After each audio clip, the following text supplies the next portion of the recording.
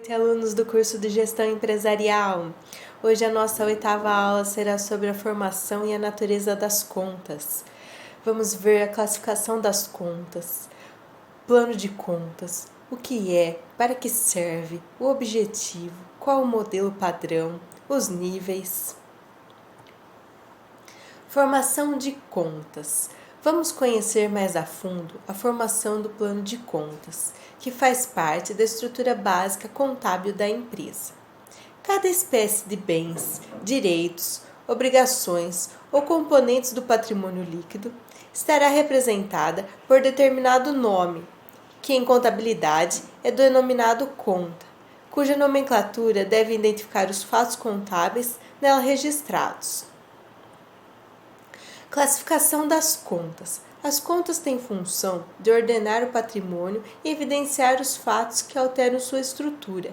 Elas são o principal instrumento da técnica contábil. Elas estão divididas entre contas patrimoniais e contas de resultado. As contas patrimoniais são os bens, os direitos, as obrigações, o patrimônio líquido. As de resultados são as receitas, as despesas. Plano de conta. Para que a empresa possa manter sua escrituração contábil, deve efetuar um estudo preliminar sobre quais contas utilizará para o registro de suas operações. O resultado desse estudo é uma relação de contas elaborada pelo contabilista e que servirá como guia nas tarefas contábeis. Essa relação de contas é conhecida como plano de contas, ou seja, é o conjunto de contas que direciona o trabalho contábil para registro dos fatos. Serve de parâmetro para a elaboração das demonstrações contábeis. Plano de conta é ajustado para cada setor, como, por exemplo, da prestação de serviço. No seu plano de contas, não será necessário a conta de matéria-prima. Objetivo do plano de contas: atender às necessidades de informação para as empresas, estabelecer normas, formato compatível com os princípios da contabilidade, adaptar-se com legislação de imposto de renda. Modelo de plano de contas. Por exemplo, o ativo seria o número 1, o passivo seria o número 2, o patrimônio líquido seria o número 3, e as receitas seriam o número 4 e as despesas o número 5. Aí dentro do ativo, o ativo seria o número 1, o ativo circulante seria o 1.1, o caixa 1.11, bancos contas movimento 1.12, realizável a longo prazo 1.2, contas a receber 1.21, títulos a receber 1.22. Aí no passivo seria dividido circulante, aí depois contas a pagar, outro, títulos a pagar, exigível a longo prazo, financiamentos, títulos a pagar.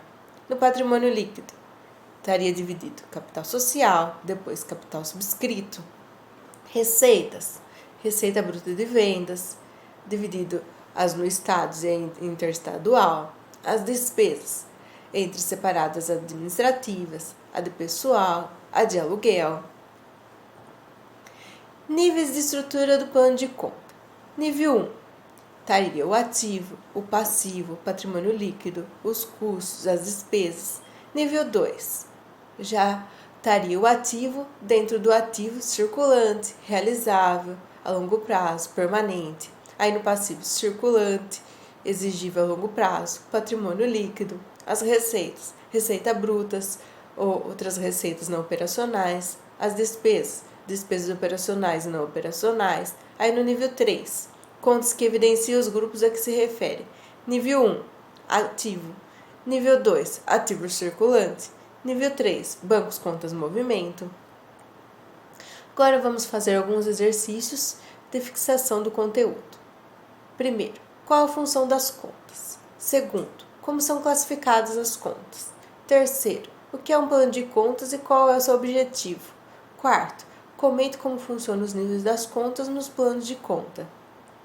Sugestão: consultar na internet um plano de contas. Objetivo: para ver um exemplo de como funciona na prática. Considerações finais.